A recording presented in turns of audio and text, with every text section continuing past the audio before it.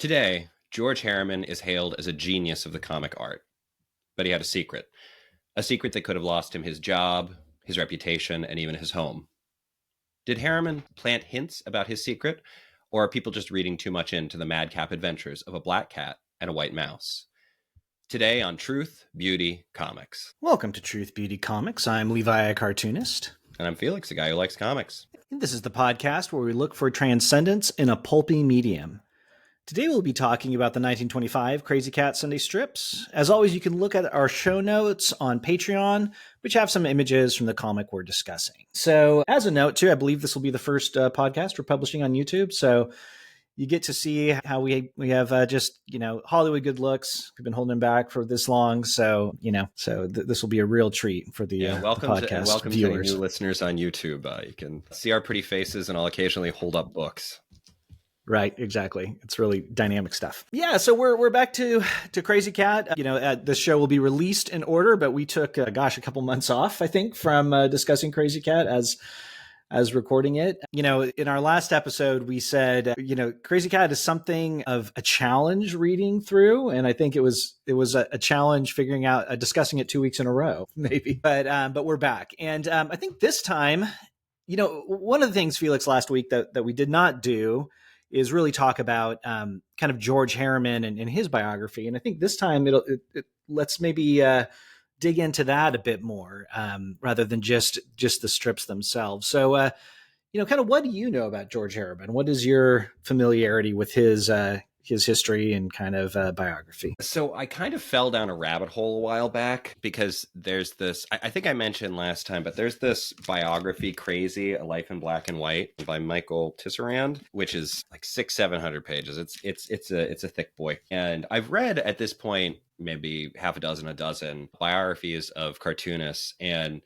this is, I think, the most compelling one I've ever read. And so I haven't finished it yet. I shouldn't say that. Maybe the second half is terrible. I'd intended to finish it, but life has been sort of hectic. So at this point, I know kind of a fair bit. But what's interesting is that for a long time, we knew virtually nothing about George Herriman.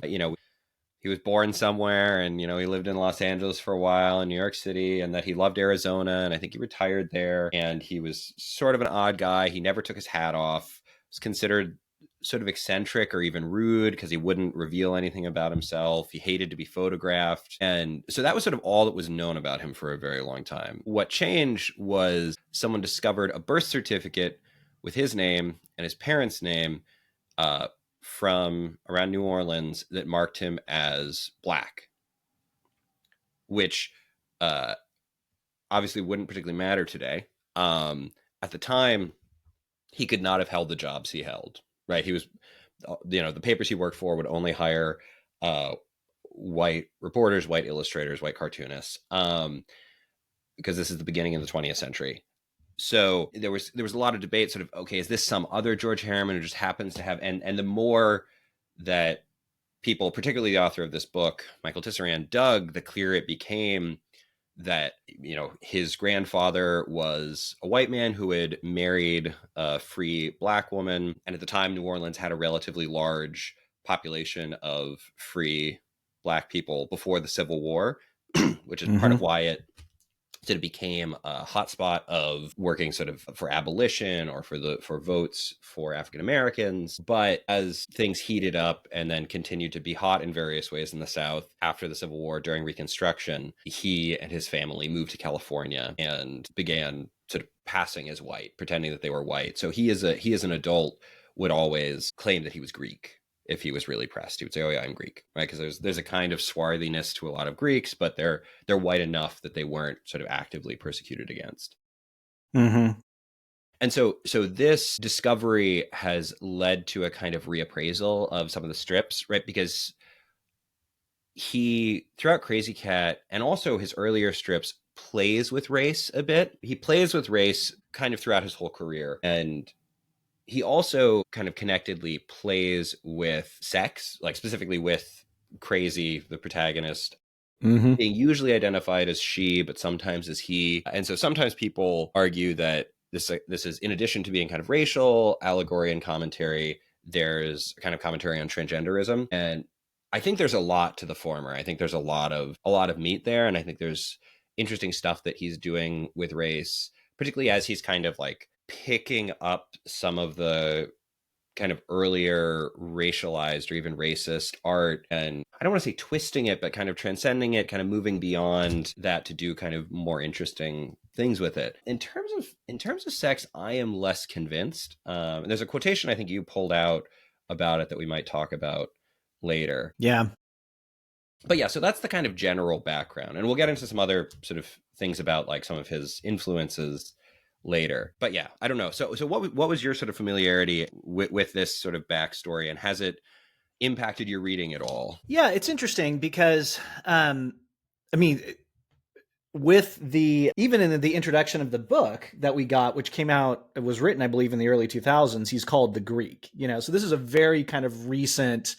I think the Bill Blackbird or whatever, who's like a comic strip historian, who just identifies him as having Greek ancestry. So this is kind of a relatively new thing when you're talking about Bill Herriman. So that's, I think, to me, that's the thing. I always feel a little bit, especially with both of these subjects. I watched that video. I think you may have sent this a while ago about this guy saying that like, he had this secret that like haunted him, and this was the only way that he could express it, and like totally reinterpreting everything through the lens of race, right? That he had done.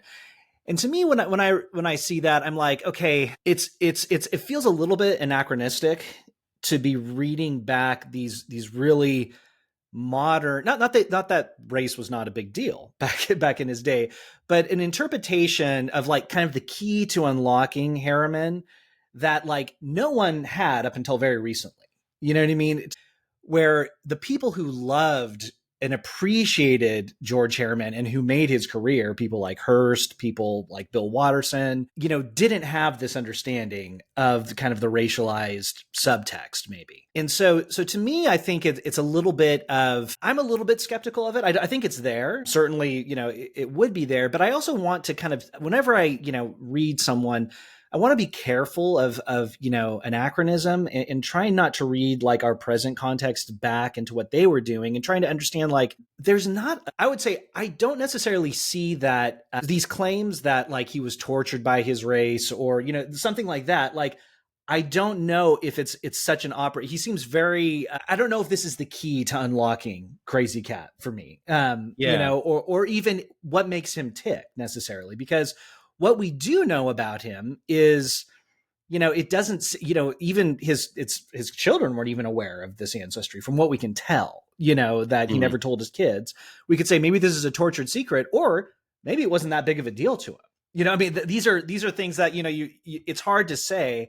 So I want to kind of at least suspend a little bit of the kind of, or kind of present it with a little bit of skepticism and see, how it affects the reading a little bit. Yeah, because I do think there's a tendency, I mean, throughout all of sort of the scholarship, the history of human scholarship, there is a tendency to bring our own interests to the past, obviously, right? Mm-hmm. For those who don't read very much, it's right. I mean, I think so as somebody who's done a lot of teaching, for kids who are not natively interested in reading, you have to do a lot of work of showing why this is relevant, right? Or how this is connected in some way immediately to your life. And this very often leads to a kind of flattening of the text, particularly what I might call like spiky texts, texts that are hard, right? So something like Dante's comedy, right? Those are really difficult but phenomenal works, or is a difficult but phenomenal work. And it's very often today read as a sort of purely psychological text. And I think that really flattens it, makes it much less interesting. It's sometimes read as a sort of purely political one or primarily political one. I don't think that's true. I think there's a lot of politics in there, but I don't think that's true. And on the other side, right, there are some religious readers who try to read it purely as, so the phrase used is the summa in verse, right? So the idea that it's communicating kind of the whole of sort of Thomas Aquinas's wonderful kind of philosophical theological system through poetry. I think that also flattens it, even though there's a ton of theology in it, right? Particularly in Paradiso, there's these lengthy periods where, saints are just going into sort of dissertations over various philosophical and theological problems. I think all that's there, but I think trying to minimize it to any single piece ends up cutting off a lot of it. And I do think that that's a temptation that's particularly present for modern reader, or contemporary, I should say, readers and contemporary writers about really anything, to simplify it to sort of race, sex and sexuality, and then power. And I think that can draw certain things out while also putting other things into the fog. So I tend to find these kinds of readings of a lot of things, I'll say a mixed bag. With Crazy Cat in particular, I think especially the earlier decades, my sense is that he is wrestling with this a bit. So I'm a little bit more sold on this idea that, so it wasn't in here, right? But there's this sort of iconic, there's this sort of iconic number of strips where, the kinkiness of Cat's tail is talked about in language that even before the revelation sort of would have been understood by readers as, talking in part about kind of Black people's hair. And there's this salon that Crazy, and then also this sort of brown weasel go to get dyed and to sort of be colored differently, that I think do have kind of racial tones to them, and I think would have been read as such at the time. That said, I think if we're claiming that the primary way that Crazy Cat should be read is through the lens of race, I think we're missing out on a lot of his art, right? And that's a part of why when we were sort of deciding how to tackle Crazy Cat, we decided to do one episode that was just looking at strips, right? And kind of digging into them. And then do this episode where we kind of wrestle a bit more with these biographical questions. In part because this is, I think, a broader question about how an artist's life relates to his art. And that's not a simple question or a simple answer. But I think it's one worth looking at. Yeah, but go on. Yeah, no, I think it's definitely in I wouldn't say it's something that you should never find there. I think where I bristle a little bit is where people kind of reduce Herriman as an artist to his race, as a tortured kind of Black man in hiding. Yeah. And I think he's way more complicated than that. And Crazy Cat is way more. It just really breaks down for me if that's the lens you're reading, as opposed to something in the mix of what's on his mind. But if that's the key that you're using to understand the relationship between Crazy and Ignatz, I think as one of primarily Black and white relations in America, before civil rights, I think I really think it cheapens and kind of, it's not taking Herriman as he is, because he's someone who doesn't strike me as very political. He's much more of a poet, someone who has all kinds of things going on in every strip. And it's as easily could be read as unrequited love or just comedy, so there's so much going on there that, and then you start getting into then what does Officer Pup represent? Is he the police? Why is he on, the side of the Crazy Black man? It should be the other way around, and so it starts to, I think, and sometimes people will do this, I've if you're familiar with like evangelical writing, there becomes this, kind of similar obsession with popular fiction, like, how does the Matrix teach the gospel? Well, Neo represents Jesus, and this is like, and the machines represent Satan, and you get into stuff, and it's like, I don't actually think, this is what's going on here at all necessarily. I mean, there might be some of these themes that are connecting with biblical ideas, and maybe that's something going on in the artist's head. At the same time, it's really reductionistic to only view it through that lens, and it gets kind of silly at some point. And I think it's also important to think, I think it's helpful to think in terms of resonances, right? So like a work might have resonances with the gospel, right? Or a strip might have a kind of resonance with Herriman's sort of racial experience in the early 20th century. But so there are books that are intended to be a very straightforward thing, right? So Pilgrim's Progress, I'm fine with us reducing and saying this is an allegory of the Christian life. Like, okay, that's what it is. Yeah. But with a lot of other works, it tends to be very right. So like one of my favorite cartoons of all time is Over the Garden Wall. It's this amazing sort of 10-part miniseries starring Elijah Wood with Christopher Lloyd, and it's just this beautiful, compelling, childlike, frightening, charming, terrifying, like just this complex, wonderful little work that takes about 2 hours to watch, and I heartily recommend to anyone, especially in the fall. My family, we watch it every fall. We have friends over. We have a party for it. We have a sort of fall themed meal. There's this YouTube video that came out a couple of years ago that's like an hour and a half long, that the argument of it is that the sort of stages of their quest should be understood as analogous to Dante's travel through hell. And I think there are parallels there. I think that they're intentional, but I have one friend who, whenever Over the Garden Wall comes up, he says best way to read Dante, and it's the only way he wants to talk about it is as a Dantean, and you end up like just losing so much of the magic if it's just, oh, this work is this other work, right? Or one of my favorite novels, Infinite Jest, is sort of a retelling of Hamlet.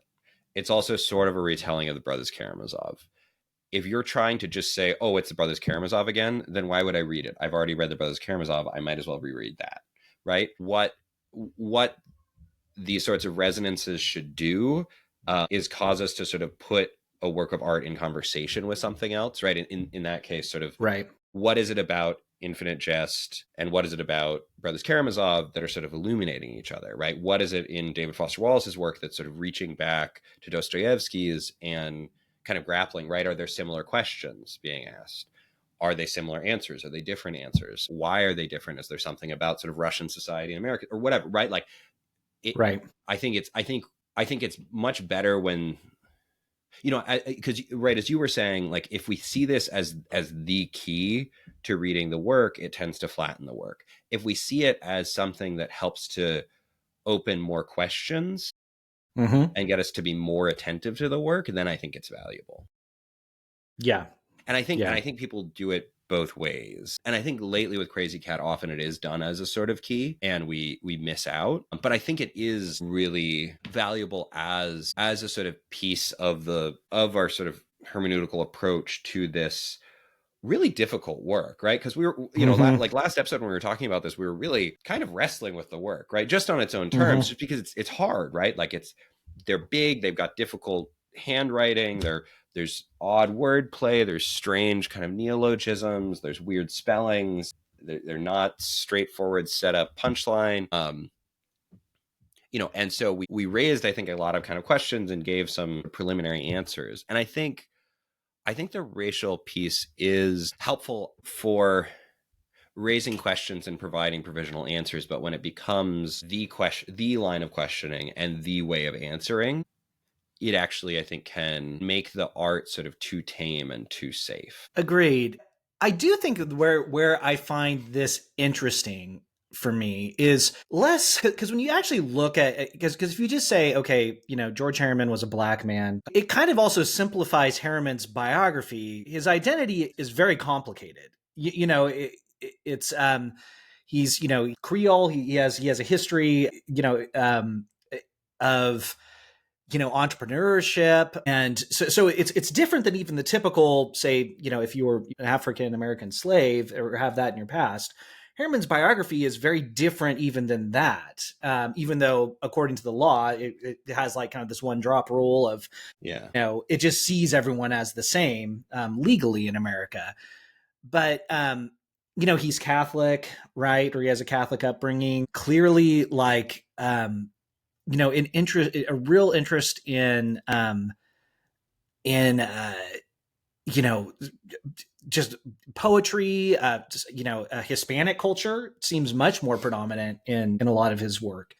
Yeah. Too. So there's he has a lot of complicated interests. He has a complicated past. And then I could see where, one of the ways that connects with Crazy Cat is the complications of identity in Crazy Cat, right? I mean, the fundamental thing that we really didn't talk about last time, but one of just kind of fundamentally, a mouse beating up on a cat is not how that relationship typically works. Yeah. Right. So Tom and Jerry, it's something that's been explored with Tom and Jerry, but it is kind of upending, how that's supposed to normally work, setting aside questions of race. And there is just a lot of blurring of identity and strange stuff that's happening in language and poetry and logic and setting. And so you could see where he is exploring with ambiguity, playing with ambiguity quite a bit there. And that's where I could see that maybe connecting quite more, is just with his whole history being kind of ambiguous with, where he came from and who he actually identifies with as far as culturally. And I think the sort of religious piece is interesting too. I mean, not surprising for this podcast. That's something we often dig into. So as you alluded to, he was raised Catholic, but it was the sort of, well, I mean, this is as an outsider, but to me, so as a sort of white Northern Catholic, sort of seeing Black New Orleans and Louisiana Catholicism, it has a kind of strangeness, right? That's played on often in pop culture in the time that Herriman was around, all the way up to like Princess and the Frog in the early 2000s, right? We still see some of this. There's a kind of syncretism there.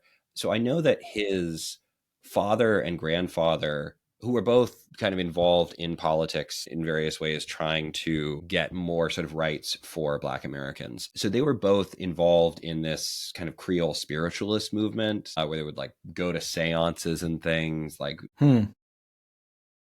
stuff that we would sort of see as opposed sort of in a straightforward way to Christianity, right?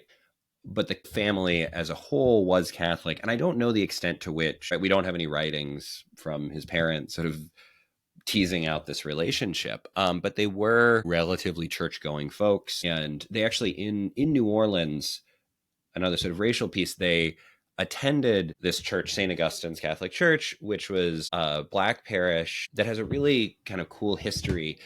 So this was back in the days where, particularly in the South, parishioners would sort of pay for a pew. So they would buy a pew for the church, and that would be their pew. The freed families bought pews for the slave families, and even today, right? There's kind of a connection to this history. So in 2004, they built this sort of Tomb of the Unknown Slave shrine, where they have sort of annual prayers for all those who have, right? Catholics pray for souls in purgatory, pray for the dead. Will pray for all the slaves who died in America. And there's this parish is really sort of interesting, and that was his sort of upbringing. And he, I think, it's unclear kind of how devout he was as a young man. When he was older, he was, I think, basically what we would describe now as not as spiritual but not religious. But in ways that I think intersected with his art, interestingly. I mean, first of all, there was a kind of intense intellectual formation that he got from his Catholic education once. So they left New Orleans as it was becoming sort of more and more difficult for free Blacks to A, get a good education, B, get good jobs. They moved out to California, to Los Angeles, and began sort of passing as white. In Los Angeles, he attended this Catholic school that had a really rigorous education, particularly in languages. And this sort of, excuse me, helped develop, frog in my throat. So this really started to cultivate a love of language for him. So George grew up speaking mainly French with a smattering of English. While at St. Vincent's, the Catholic school he went to, he studied French, English, Latin, and German. And then later in life, he learned Spanish, not surprising, given sort of strips that we've encountered, and then also Navajo. Wow. Because sort of as he aged, he became more and more interested in Native American culture, art, spirituality. And part of this sort of stems from his love of Arizona, right? So we've talked a bit about last time how there's this sort of surrealist thing of like changing backgrounds throughout. But also, right, like these images in the comics, the backgrounds are really inspired by Arizona, which he just fell in love with. And he became really interested in the kind of native culture there. And that, my sense is, comes out more and more as the strip goes on. And there's this Navajo prayer. It's something like the beauty prayer, the walk in beauty prayer, or something. And it has a few different forms, but he just fell in love with this prayer and would use little snippets throughout. And I think it's the reason I bring it up is not just because it's interesting on its own, but also because I think it's helpful in sort of answering some of the questions that you were raising earlier about what his concern was, and also what George Herriman's kind of, let's say, orientation to politics were. Mm-hmm. Because like you said, right, like he's playing with political problems of the day, and he's doing a bit of commentary, but it's not, it's rarely in a sort of straightforwardly coherent, like, editorial cartoon, here's the bad guys, here's the good guys kind of a thing. It's much more of a weird throwing bricks kind of a situation. Like, it's, right, it's strange. It's not, there's not a straightforward, like, okay, here's what I'm taking from there are sometimes, but often it's more kind of struggling. And I think a big part of his answer seems to be a relationship with art and with beauty. So this prayer, it has a few different forms, but the form that I heard quoted in a lecture that you can find on YouTube by Michael Tisserand, who wrote the biography of George Herriman, is: with beauty before me I walk, with beauty behind me I walk, with beauty all around me I walk, my world walks in beauty. And so he will have characters quote this, dozens of times throughout the years. For me, at least, hearing this is really reminiscent of a prayer called St. Patrick's breastplate, which is, unsurprisingly, given the name, attributed to St. Patrick. And the part of it that, let's see, where is it? Yeah, so it ends, it's a very long prayer, but the end of it is: Christ with me, Christ before me, Christ behind me, Christ in me, Christ beneath me, Christ above me, Christ to my right, Christ to my left, Christ when I lie down, Christ when I sit down, Christ when I arise, Christ in the heart of every man who thinks of me, Christ in the mouth of everyone who speaks of me, Christ in every eye that sees me, Christ in every ear that hears me. Right. And so the idea of, or a big part of sort of St. Patrick's breastplate, is praying for the grace to act as Christ in the world, to sort of be a channel of God's love. And this is obviously different, right? Not just because it's a sort of whole different theological background, but also, right, it places beauty, which, at various times is, and in different traditions, including Christianity, it's associated very closely with, or even identified with, God. I don't know the extent to which Herriman would have made that identification, but I do think this sort of consistent focus on the idea of beauty is really important. And for him, I think natural beauty is really crucial to our lives, because we are seeing, like, there's just so much sort of how would I say, like, dysfunction in the society of Crazy and Ignatz. I'm just flipping through trying to find, there's like, there's that one with the piñata. Do you remember this one? I want to say it's, so it's in 1925. I think it's maybe it's one of the early months, maybe like where April. Ignatz is inside the piñata. Yeah, April 12th. Yeah, I really like this one. I forget if I sort of listed it on my favorites for it. But there's this, I can't pronounce Spanish properly, so I apologize. But once every year, the little widow of Marijuana Pelona, she of Vaca Verde, Mexico, emerges through the veil of her bereavement and surrenders herself to a moment of merriment, and gives a bale, a party, a dance, during which a piñata full of sweets will be broken. And it's funny, right? Because to us, like, to me, right, like, I grew up in like a 98% white, probably, like, basically around me there are white people, Native Americans, that's it. At least when I was a kid, everybody knew what a piñata was. There was no need to explain, right? In 1925, there's a little, like, there's a little info text about sort of what the piñata is and explaining it. But right, like, Ignatz is not invited to the party for obvious reasons. Kind of reminds me of, like, Sleeping Beauty. The witch isn't invited to the baptism. But when Crazy cracks up the piñata, Ignatz has eaten all of the, I think it's candy in there. Yeah, it's candy. Has eaten all the candy already, right? And the widow is crying and Crazy's getting a brick thrown at his head. And just sort of like so many organized social events throughout Crazy Cat just fall apart, largely Yeah. because of Ignatz, but they just don't work.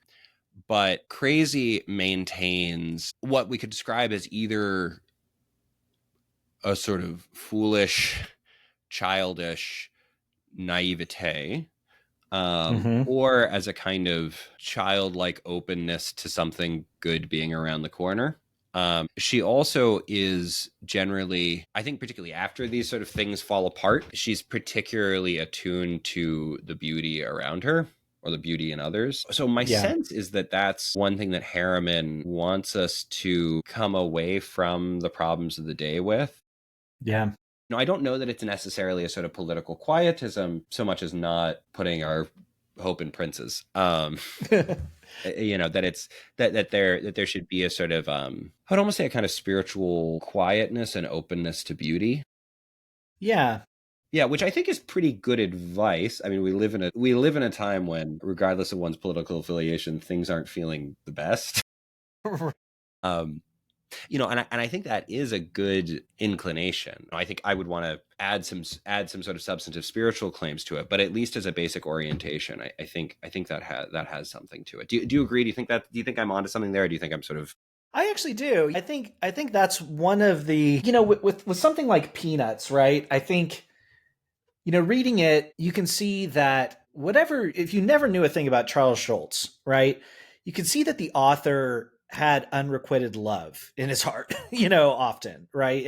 And he was pining for something and felt very disappointed by life yeah in many ways, and it just comes through. There's strips that you read of Peanuts where you're like, oh my gosh, like this is dark and tragic and sad, and and it really comes through. And I think, what I get something kind of different reading Crazy Cat, where I could say, whatever I know about Herriman, I think here's someone who sees the beauty in kind of a hectic world. Someone who's responding with like kind of whimsy and poetry to a strange world, and kind of the constant in a shifting landscape of Crazy Cat is like Crazy's enduring love for Ignatz. Which is things are constantly changing in this, but the core kind of relationship is responding to um,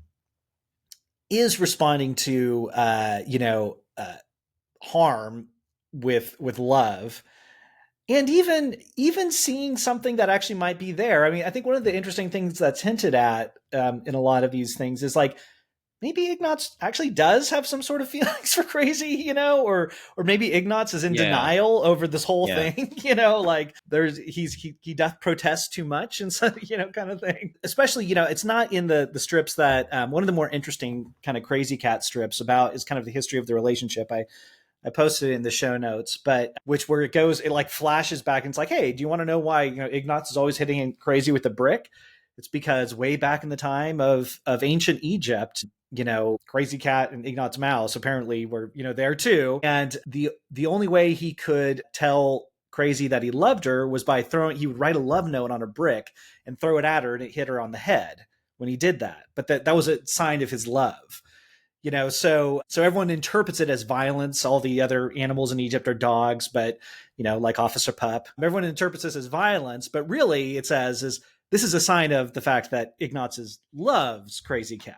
So there's something there too, I think, of love kind of being either unrequited or in denial of some sort is the constant of the strip. yeah there's a kind of suppressed love, I think, on Ignatz's Yeah. part, and it's not clear, right, what the cause of that is. Right, we touched last time on this strange fact that Ignatz is married Right. Yeah. and spends all his time plotting to throw bricks at Crazy. And the thing that comes to mind for me, I apologize, I know I'm usually one with illiterate references. I've never read Victor Hugo's Hunchback of Notre Dame, but I have seen the Disney movie. And in the Disney movie, Frollo, right, his sort of obsession with Esmeralda, right, there is a kind of like resentment, a sort of hatred of her for her beauty, Mm-hmm. even as he desires her. And I think that this is I think this actually is not an uncommon human experience. I think especially sort of male experience. And I think we see that now a lot sort of on the internet in the way that a lot of men think and speak and write about women, particularly sort of attractive women. There is this kind of like this I don't know. I mean, I don't know particularly how to talk about it. I'm sure there's Yeah. very sort of highfalutin like psychosexual terminology for it, but there is this kind of Right. like resentment and kind of Hmm. that's like a simultaneous like attraction and hatred for it. Hmm. Like I think of the way that even like AOC was talked about earlier when she was a bit younger, when she first sort of what's her name, Alexandria Ocasio Cortez, like very pretty young woman. I don't entirely agree with her politics, but like very pretty young woman who was just like despised and like hurled insults at in a way that like other people with those politics sure were insulted, but not with the kind of like vitriol and the weird like undertones about looks and things. Hmm. And so I don't know if I'm just reading this into it. And I think, right, like we touched briefly on this sort of desire now to read Crazy as a kind of early example of gender fluidity or transgenderism. And I don't particularly get that. You pulled out actually. Do you want to read? You pulled out a really good quotation. Yeah. Yeah. So this is the one time that I've ever seen Herriman comment on Crazy's gender. So it says Crazy's gender was uncertain right from the beginning. For Herriman, might refer to the cat either as he or she. The artist once replied when questioned about cat's sex, "I don't know. I fooled around with it once. I began to think the cat is a girl. I even drew up some strips with her being pregnant. It wasn't the cat any longer, too much concerned with her own problems like a soap opera. Know what I mean? Then I realized Crazy was something like a sprite, an elf. They have no sex. So that cat can't be a he or a she. The cat's a spirit, a pixie, free to butt into anything. Don't you think so?" So it's not really it's a very different. I mean, it you could say it is gender fluidity in the technical sense of the term, but it's definitely different than the politicized kind of like identity that we're dealing with today kind of culturally. I think it's cats by their nature are androgynous animals too. Like if you own a cat, it's they're not it's hard to tell what they are if you're not like an expert on the anatomy of cats, really.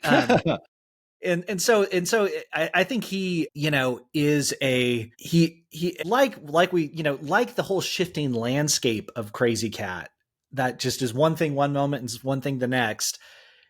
He's that way with the sex of Crazy. Like, one moment she's a girl, one moment she's a he. And it's just kind of shifting, but the love is kind of a constant part of the identity. And I wonder if it's useful to put this into conversation with another comic we've covered, which is Carl Barks's Duck Comics, right? So Barks was really insistent, like, yeah, they're ducks, but like just think of them as people, right? They're just supposed to basically be people, and they're, and they say richest duck in the world, like just put in your head that it's richest man in the world, and that's often right. Like I think the animated show Arthur, I think, is like that, right? There's lots of these things where they're just basically to be understood as people.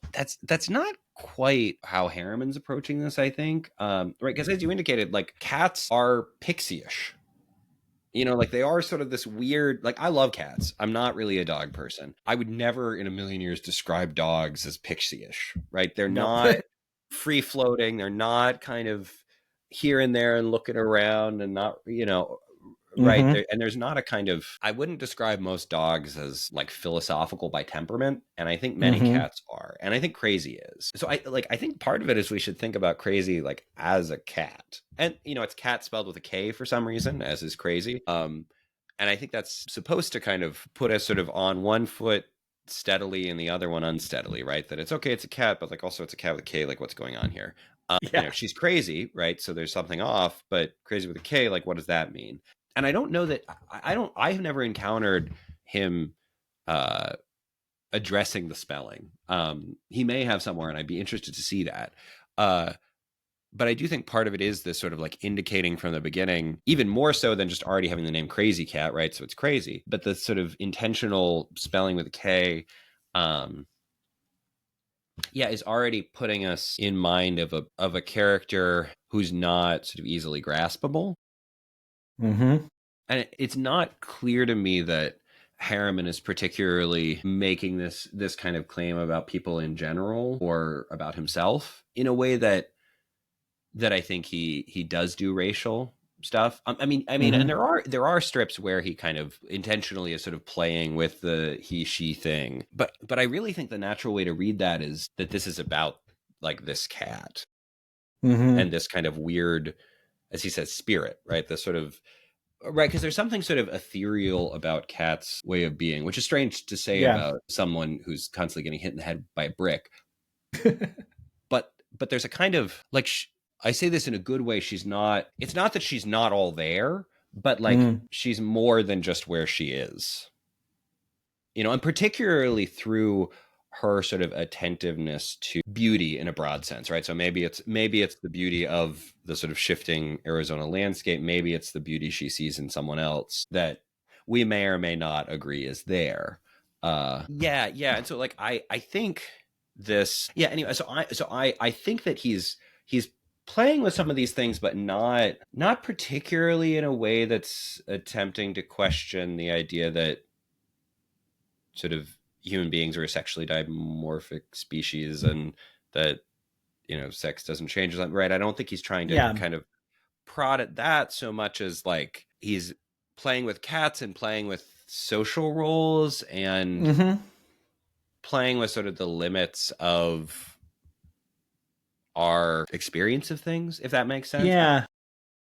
I'm not being particularly articulate here, but I think part of it is because he's doing something that resists simple explanation, Yeah. description. Yeah, I agree. I think it is interesting, and getting back to kind of, what we started with too, is, Harriman has a complex identity racially, much more so than I think just black and white, black or white can really capture. Um and so I think and I think it's interesting just to see the world he created, which is complicated and shifting, but there are certain constants in it, right? And I think crazy is part of that shifting world where, one moment she's a she, one moment she's a he. But the things that are, constant are the dynamics of that relationship, kind of the office of pup and Ignatz and crazy.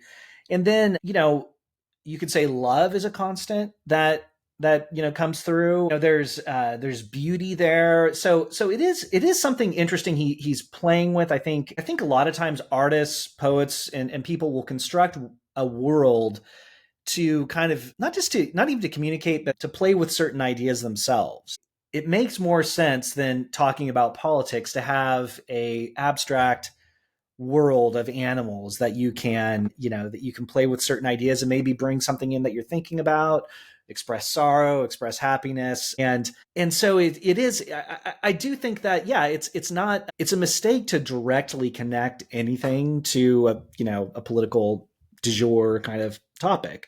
But but more looking at what stays consistent, and what kind of changes throughout the strip is maybe a clue into what's on his mind. I was just, when you were speaking there, for whatever reason, when you mentioned the kind of continual presence of love in the strips, I think last time we talked about this one strip from, I think, 1916, in which I'm trying to remember the details, but Ignatz and Crazy are sort of end up in the sky and then sort of fall down, and then it turns out it's a dream, and Ignatz and Crazy is so relieved because she was worried that Ignatz was going to get hurt, and then she gives the sleeping Ignatz a little kiss on the forehead, Mm-hmm. and then she goes to sleep, and Ignatz wakes up and says, "I dreamed an angel kissed me." And those sort of little moments of tenderness from Mm-hmm. Ignatz, the sort of momentary reciprocation of love, uh, are really striking. And for whatever reason, what popped into my head at that moment, right? Because I thought for a second, like, okay, but why do we have to spend so much time with bricks being thrown Yeah. at Crazy's head? What popped into my mind was, did you ever encounter? I feel like they're really big in, like, I don't know if it was the 90s or the 80s, but they were always in used bookstores for about a decade. The Love Is comics with the, like, or not even comics exactly, but these little cartoons with like two naked cherubic kids, like a little baby boy, little baby girl. It's Love. Okay. Am I crazy for remembering these? But they were No, they keep exist. going. Yeah, I I'm swear sure they they do. exist. We can put one in the show notes. But there were these like they were kind of like two little cupids, a little boy and a little girl. It'd be, I don't know, like love is sharing your coffee or whatever. And you like see their bums. You don't, see sensitive bits. And they're sort of always like sweet and doing little kind, and they're just like the most saccharine things you'd ever see in the world. And you would, or at least I would never like want to sit down and read it. It's not something entertaining. It's not something challenging. And it's not even something that like really makes me reflect that much on love. Right. A Right. little I too mean, on the nose. I sort of think of like, this is unfair maybe, or perhaps overstated, but like the difference between reading, we've been talking about Dante a bit this time, between reading Dante or reading the Gospels and watching like God's Not Dead 4, Yeah. that Right. there's this kind of cheapness about it. And there's this smoothing down of rough edges and the kind of real complexity of Christian faith and the difficulty of the like experience for a Christian of being like called to perfection in an imperfect world and what that means, and to like carry one's cross and be crucified with Christ and these sorts of things that, I think the Gospels obviously are presenting us with. I think Dante is in various ways wrestling with, lots of other Mm-hmm. writers throughout, that like I don't know that God's Not Dead is really wrestling with Doesn't those. quite capture it. It doesn't quite capture the profundity of it, and I think of that's the reason I bring up the sort of these kind of cloying Love Is strips, because Crazy Cat does like present us with a violent world. Like he's not creating a sort of city in the sky, things are perfect, right? He presents us with a sort of rough, broken world, right? Mm-hmm. I mean, I think sort of more racial readings work fine with this, right? Mm-hmm. That like there is this kind of constant tension around, particularly in the 90s, 30s, 40s, uh, Sure. how people are to live with each other, and the ways that like, particularly, in America, particularly like white people with power, not even just like prevent black people from attaining power, but like prevent black people from attaining the good life, and what one's response should be to that. And I think there's a hesitation to give really simple answers, but I do think Herriman wants to point us in the direction of at least beauty, right? Because I'm not sure Yeah. if Kat is meant to be emulated in her like continual love of the person throwing bricks at her head. Like, and Right. not just like a love in terms of like goodwill, but a love in terms of like active romantic, just like what a perfect, Yeah. wonderful, right? Infatuation. Yeah. There's right, because there's a difference between that kind of infatuation and a kind of like wishing the best for someone who wishes ill on me. So I'm not sure if Harriman is presenting that as a kind of way forward exactly, but I do think he's presenting beauty and a kind of attention to beauty, however it's encountered, as part of the way forward. Yeah. Getting back to his biography, I think one of the things, we didn't really talk about, but it seems like everyone who knew him really loved him. That he was a very sweet soul. I get the impression, gentle person, loved animals, and didn't strike me as someone who was particularly raging in any way. Yeah, not a resentful person at all. Not exactly someone who was much more processing his world in a very poetic way and kind of a whimsical way, and that just kind of oozes into his art.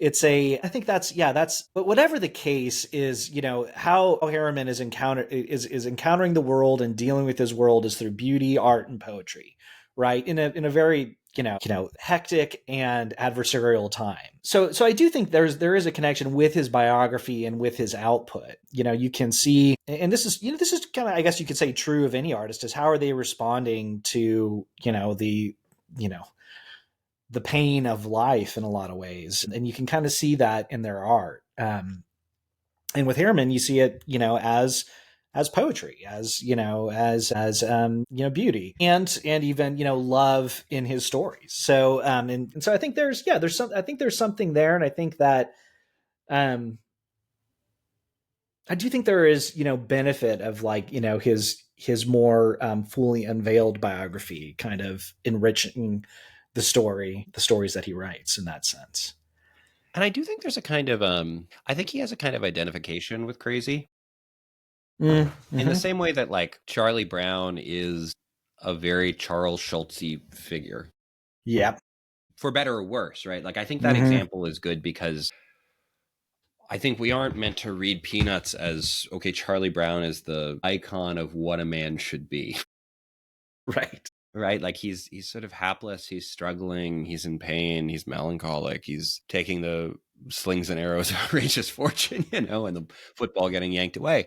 And I think there's something similar there with Crazy, that like George was someone who was really attentive to beauty and Mm. had just a kindness, right? So I think Mm-hmm. of these stories of like there was, I'm trying to remember the details. There was, I forget if it was like a retirement home or hospital or something like that in Arizona, that he, like the way that he donated things was that he would send westerns there.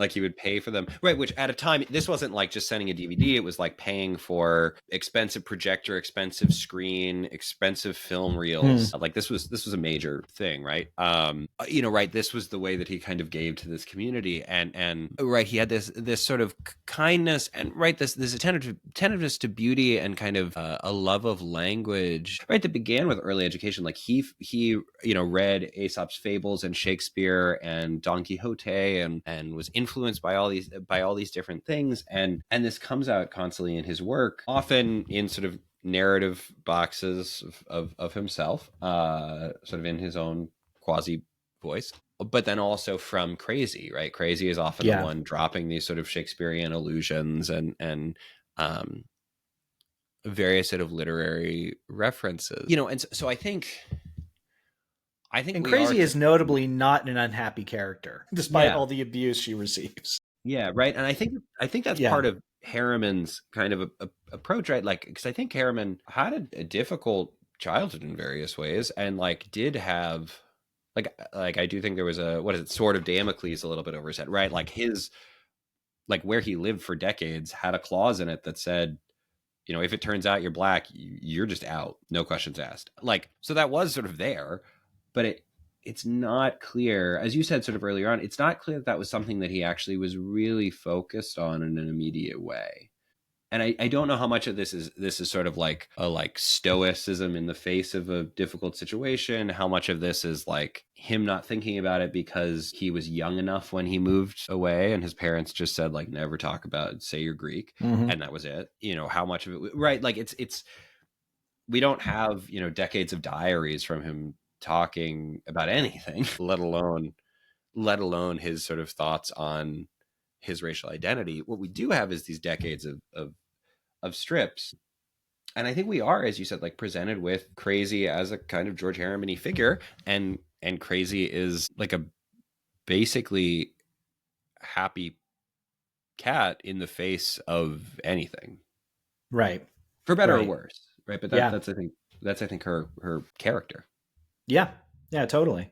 Well, cool. I think that may be a good place to pause. Yeah, we barely actually talked about any of the Yeah. 1925 strips. We had a great conversation anyway. Yeah. Yeah. I mean, I think Crazy Cat is a rich enough and complex enough work, a body of work, that you could probably throw out everything we said and still be somewhere close to the mark. But maybe there's something there. So yeah. So as far as content notes, I think pretty much the same as last week. There's cartoonish violence. There's Consumption of alcohol. consumption of alcohol, part and parcel, but generally appropriate for all ages, I'd say. Yeah. Yeah.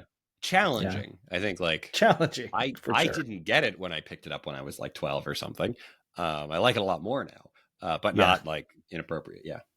exactly. So next week we'll be reading the first issue of the original Fantastic Four by Stan Lee and Jack Kirby, available from Marvel. We recommend the budget version, which you can get on Amazon or at many booksellers. Volume 1 of Fantastic Four, Mighty Marvel Masterworks. Yeah, these great, for anybody on the video, I love these Mighty Marvel Masterworks. They've got around 200 pages of a comic from the Silver Age for like $15. And they're a little bit shrunk down, but still very readable. They're really good as gifts for like teenagers and 8-year-olds you want to get into comics, but they're also a really nice way to collect these Silver Age comics on a budget. So I especially am a big fan of these.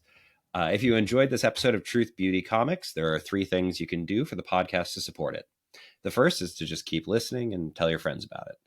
Second is to review the podcast, giving it 5 stars wherever you listen to your podcasts. And the last thing you can do is consider contributing to our Patreon with a monthly donation. For as little as $3 a month, you can get perks like access to exclusive episodes, voting on upcoming episodes, and even an original drawing from Levi. But most of all, you can help make this podcast sustainable. That's the end of the episode. You can reach us at truthbeautycomics@gmail.com or on our social media accounts. Thanks for listening, and remember to take comics seriously and have fun while doing it.